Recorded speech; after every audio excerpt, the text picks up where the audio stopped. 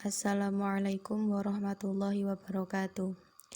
Kami dari kelompok 10 akan mempresentasikan hasil kerja kelompok kami yang berjudul Perkembangan Hukum Islam di Indonesia Pasca Kemerdekaan. Sebelumnya, saya akan membacakan anggota kelompok kami. Yang pertama, Nilna Ismah wa Karimah, NIM 202111343. 2. Agung Nugroho, NIM 202111344. Ketiga, Vina Azizatul Husni, 202111369. Sejarah berlakunya hukum Islam di Indonesia pasca kemerdekaan. Indonesia memang bukanlah negara Islam, meskipun mayoritas penduduknya beragama Islam. Walaupun begitu, beberapa nilai-nilai hukum Islam pada akhirnya dapat masuk ke dalam perundang-undangan Indonesia. Pembentukan lembaga hukum Islam di Indonesia telah mengalami banyak tantangan dan hambatan.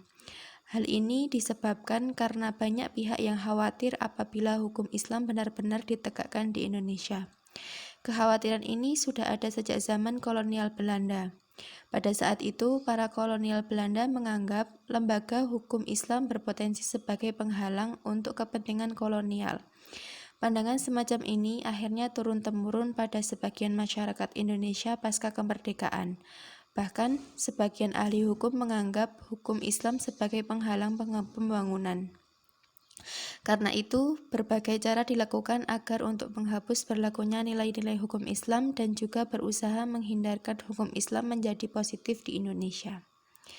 Puncak kontroversi tersebut terjadi saat disahkannya UU Nomor 7 Tahun 1989 yang telah mendapat perubahan 2 kali. Namun, dengan seiring berjalannya waktu, setelah Indonesia merdeka, keberadaan hukum Islam semakin diakui dan nyata.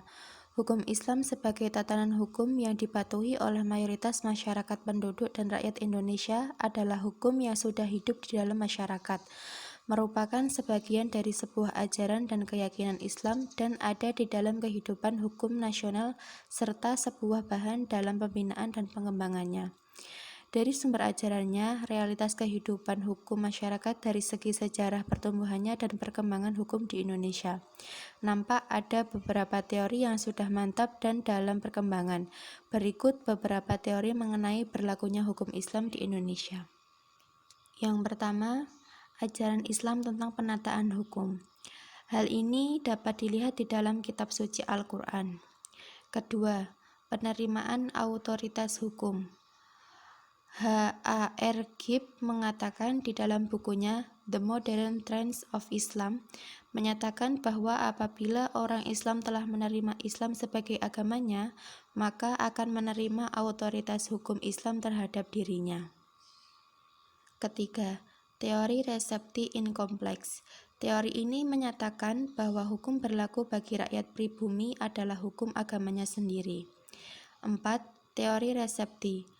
Hukum yang berlaku bagi rakyat pribumi adalah hukum yang berkaitan dengan hukum adat. 5. Teori resepti exit. Maksudnya adalah teori reseptif harus keluar dari hukum nasional karena hukumnya bertentangan dengan UUD 1945 serta bertentangan dengan Al-Quran dan Hadis. 6. Teori reseptif a contrario. Hukum yang berlaku bagi masyarakat adalah hukum dari agamanya. Hukum adat dapat berlaku apabila tidak bertentangan dengan hukum agama. Perkembangan hukum Islam di masa kemerdekaan. Pemberlakuan hukum Islam terutama dalam bidang hukum waris Islam dengan menerapkan penafsiran tekstual ternyata secara empiris dirasakan dapat menimbulkan ketidakadilan. Maka dari itu, dalam penerapan hukum waris Islam perlu dilaksanakan penafsiran teks ayat-ayat Al-Quran secara kontekstual. Interpretasi secara kontekstual inilah yang disebut sebagai teori Reogin. Dengan demikian, kedudukan hukum Islam di masa kemerdekaan mengalami kemajuan. Walaupun mayoritas masyarakat Indonesia beragama Islam, namun bukanlah hal yang mudah untuk memberlakukan hukum Islam di Indonesia. Pada masa kemerdekaan, Indonesia mengalami 2 periode. Yang pertama adalah persuasive search, yang merupakan periode penerimaan hukum Islam sebagai persuasif, yakni sumber yang terhadapnya orang harus yakin dan menerimanya. Kedua adalah authoritative source. Periode ini dimulai saat Piagam Jakarta ditempatkan di dalam Dekret Presiden RI tahun 1959. Perkembangan hukum Islam pada masa reformasi. Secara real, hukum Islam mulai berkembang dalam kehidupan sehari-hari, tidak hanya dalam masalah hukum perdata saja, namun juga memasuki ranah hukum publik. Banyak daerah yang menerapkan hukum Islam. Oleh sebab itu, hukum Islam mulai mengalami perkembangan, meskipun hukum Islam dapat berkembang pesat melalui jalur kultural. Tatanan hukum mempunyai ciri-ciri sebagai berikut. Yang pertama, mempunyai wawasan bangsa dan Nusantara. Yang kedua, mampu mengakomodasi kesadaran hukum kelompok etis kedaerahan dan keyakinan agama. Yang ketiga, bersifat rasional. Orientasi legislasi hukum di Indonesia. Dalam transformasi hukum Islam ke dalam sistem hukum nasional mempunyai 3 pola, yaitu yang pertama, hukum Islam secara formil maupun secara material harus menggunakan corak pendekatan Islam. Yang kedua, hukum Islam dalam proses transformasi diwujudkan dalam materi hukum. Yang ketiga, hukum Islam secara formil dan materi ditransformasikan secara persuasif source dan authority source. Pemantapan dan pengembangan hukum Islam. Kajian filsafat hukum Islam menjadi faktor penting bagi pengenalan hukum Islam secara mendalam. Pembuka pemecahan masalah hukum Islam yang akan diterapkan dalam kehidupan masyarakat dengan latar belakang kultural yang majemuk.